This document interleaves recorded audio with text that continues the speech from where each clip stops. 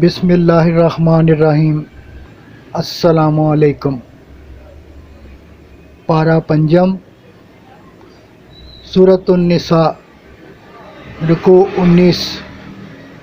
فرمایا اگر عدل و مساوات کے ساتھ معاشرتی حقوق ادا کر سکو تو 4 نکاح کر سکتے ہو، اور تمام معاملات خواہ و مہر، وراثت، نان و نفقہ، نگہداشت یا اخلاقی تربیت ہو، تمہیں اللہ کے احکام کو ماننا ہوگا۔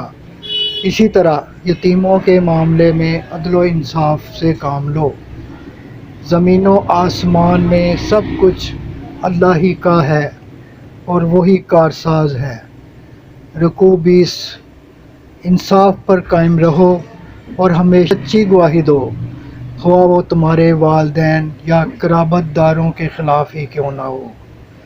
فرمایا اللہ اور رسول اللہ صلی اللہ علیہ وآلہ وسلم پر ایمان ہونا چاہیے۔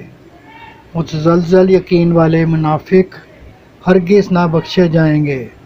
فرمایا بری مجلس میں جہاں اللہ کی آیتوں کا انکار کیا جائے نہ بیٹھو کہ کہیں تم بھی انہی میں سے نہ ہو جاؤ۔ صدق اللہ العظیم۔